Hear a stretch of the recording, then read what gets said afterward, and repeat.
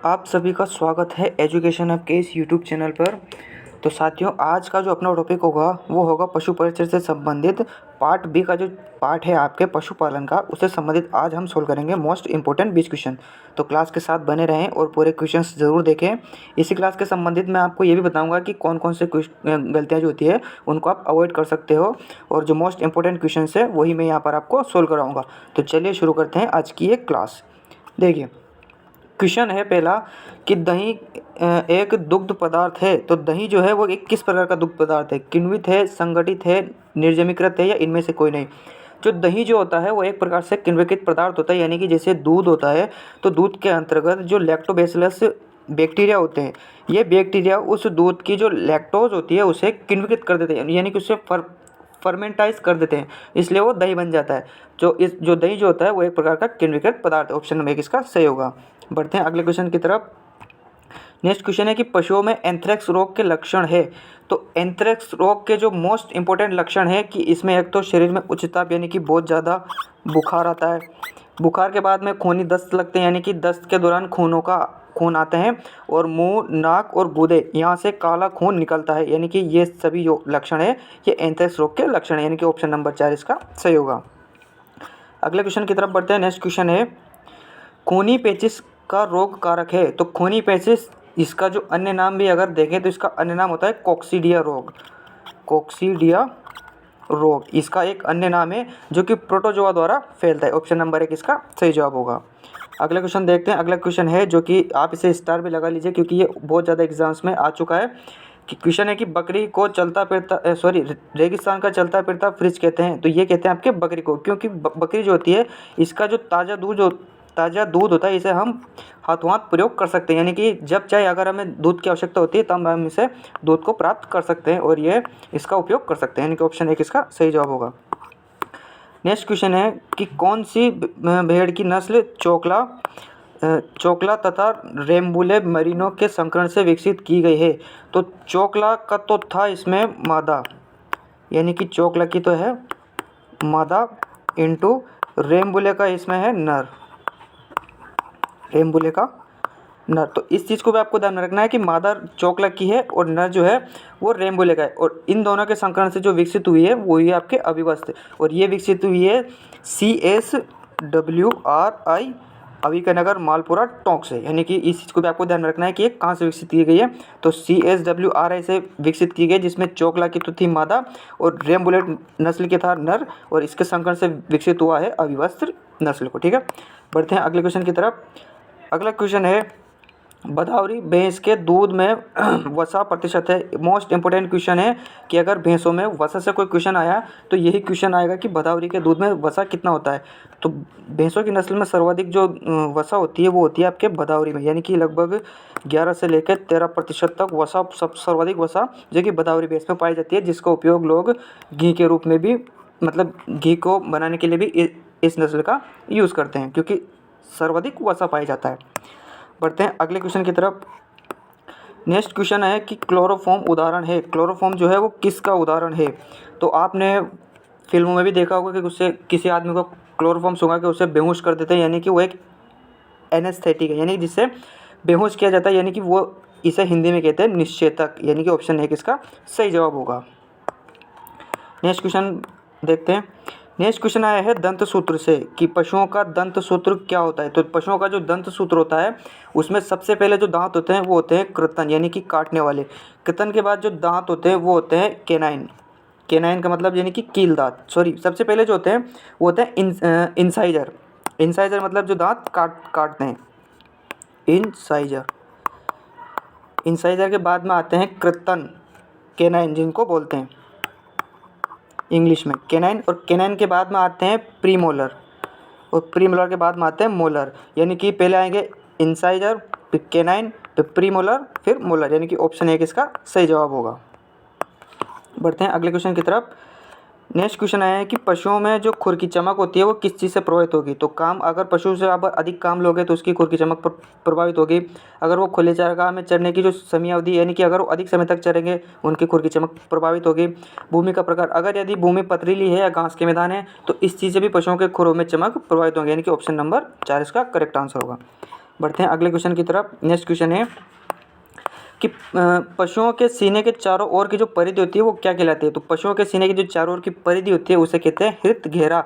और अगर इसे इंग्लिश नाम की बात करें कि हृत घेरा को इंग्लिश में क्या कहते हैं, तो इसे इंग्लिश में कहते हैं चेस्ट ग्रिथ, GIR, चेस्ट ग्रिथ। तो इस चीज़ को भी आपको ध्यान में रखना है, ऑप्शन नंबर 2। बढ़ते हैं अगले क्वेश्चन की तरफ। अगला क्वेश्चन है कि भैंस में मध्यचक्र की अवधि होती है। तो भैंस की जो और गाय की जो मध्यचक्र की अवधि होती है वो होती है 21 दिन। इस चीज़ को आपको कंफर्म और करेक्ट याद रखना है, इंपॉर्टेंट क्वेश्चन है, स्टार लगा लीजिए। ऑप्शन नंबर 1 इसका सही जवाब होगा। बढ़ते हैं अगले क्वेश्चन की तरफ। अगला क्वेश्चन है कि राठी और थारपारकर किस पशु की नस्ल है, किस पशु की नस्ल है। तो राठी और थारपारकर ये दोनों एक प्रसिद्ध नस्लें हैं और ये नस्लें हैं आपके गाय की। अगर इन नस्लों की विशेषताओं की अगर बात करें तो राठी जो होती है इसे कहते हैं राजस्थान की कामधेनु, राजस्थान की कामधेनु। इस चीज़ को आपको ध्यान में रखना है। और थारपारकर जो है ये एक द्विप्रयोजनी नस्ल है, यानी कि द्विकाजी, जिसे आप भारवाहक के रूप में भी काम में ले सकते हैं और ये एक अच्छा खासा दूध भी देती है। तो अगर इस क्षेत्र की बात की जाए तो ये थार का जो मरुस्थल है यानी कि इस क्षेत्र में आसपास पाई जाती है और अच्छी खासी गर्मी सहन करने की इसमें क्षमता भी होती है। तो ऑप्शन 1 इसका सही जवाब होगा। बढ़ते हैं अगले क्वेश्चन की तरफ। अगला क्वेश्चन पूछा है कि दूध में विकसित अम्लता होती है। तो देखिए यहाँ पर आपको इसमें थोड़ा सा ध्यान देना है कि दूध में विकसित अम्लता और दूध की सामान्य अम्लता, सामान्यतः कितनी होती है। तो सामान्यतः तो होती है 0.12, लेकिन यहाँ पर पूछे विकसित अम्लता, तो अगर दूध में विकसित अम्लता पूछे तो आपको करेक्ट करना है 0.32, क्योंकि इससे अम्लता बढ़ जाती है। और अगर सामान्यता और शुद्ध दूध की पूछे तो आपको करेक्ट करना है 0.12। तो इस चीज़ को भी आपको ध्यान में रखना है। बढ़ते हैं अगले क्वेश्चन की तरफ। नेक्स्ट क्वेश्चन पूछा है कि साइलेज बनाने वाला स्थान क्या कहलाता है, साइलो, बाड़ा, फाइलो या खेती। तो साइलेज बनाने के लिए जो स्थान होता है उसे साइलो कहते हैं। और एक साइलो वो भी होता है जहाँ पर बड़े बड़े जो कोठे होते हैं, कोठे और टंके टाइप के होते हैं जहाँ पर अनाज को रखा जाता है, तो वो भी ये साइलो होते हैं। और ये भी साइलो है। तो इस चीज़ को भी आपको ध्यान में रखना है। बढ़ते हैं अगले क्वेश्चन की तरफ। नेक्स्ट क्वेश्चन पूछा है कि गाय की भारवाही गाय की नस्ल कौन सी है, नागौरी, राठी, मालवी या एवेबी दोनों। तो गाय की जो भारवाही नस्ल की अगर हम बात करें तो भारवाही जो नस्ल है गाय की वो है आपके ऑप्शन नंबर जो 4 है, एवेबी दोनों, यानी कि नागौरी भी गाय की भारवाही नस्ल है और राठी भी। मैंने आपको पहले बताया था कि ये दोनों जो है वो द्विकाजी नस्ल है, यानी कि इससे अपन भार भी उठा सकते हैं और दूध देने के लिए भी इनका यूज़ होता है। लेकिन अगर मालवी की बात की जाए तो इससे आप भार नहीं उठा सकते। ठीक है, ऑप्शन नंबर जो 4 है वो इसका करेक्ट आंसर होगा। बढ़ते हैं अगले क्वेश्चन की तरफ। नेक्स्ट क्वेश्चन है कि भैंस के श्वसन प्रति मिनट कितनी होती है, यानी कि उसकी पूछे हमें श्वसन दर। तो एक तो गाय और गाय प्लस भैंस, तो जितने भी लगभग डेटा होते हैं श्वसन दर, नाड़ी दर, कितना क्या देना चाहिए, वो लगभग गाय और भैंस का लगभग सेम होता है। और जो गाय और भैंस की जो श्वसन प्रति मिनट होती है वो होती है 16 से 18। ऑप्शन नंबर इसका सही जवाब होगा। नेक्स्ट क्वेश्चन है कि राजस्थान में पशु आहार संयंत्र यानी कि RCDF इकाई के रूप में कार्यरत है, कहाँ पर कार्यरत है। तो ये मैं आपको बताता हूँ। ये आपके एक तो अजमेर में कार्यरत है, एक आपके ये बीकानेर में कार्यरत है, ये एक जोधपुर में कार्यरत है और एक ये भरतपुर की एक जगह अगर विशिष्ट की बात की जाए तो भरतपुर में एक जगह नंदुबाई, यहाँ पर इनकी इकाई कार्यरत है, यानी कि अजमेर में भी है, भरतपुर में भी है, बीकानेर भी। ऑप्शन नंबर 4 इसका सही जवाब होगा। अगला क्वेश्चन है कि दुधारू गाय की जो नस्लें होती है उसमें कौन सी नस्ल इसमें दुधारू गाय की नस्ल है। तो गिर, देवनी, राठी या उपयुक्त सभी। तो दुधारू गाय की जो नस्ल है वो आपके उपयुक्त सभी है। गिर जो कि सर्वाधिक दूध देती है, देवनी ये भी एक दुधारू नस्ल। देखिए एक तो देवनी होती है और एक होती है देवली, कन्फ्यूजन बिल्कुल नहीं होना है। देवनी जो होती है ये एक तो दुधारू नस्ल है और देवली जो होती है ये आपके द्विकाजी नस्ल है। तो इस चीज़ में आपको कंफ्यूज बिल्कुल भी नहीं होना है कि देवनी और देवली क्या क्या। तो यानी कि उपयुक्त जो सभी है ये गाय की दुधारू नस्लें हैं।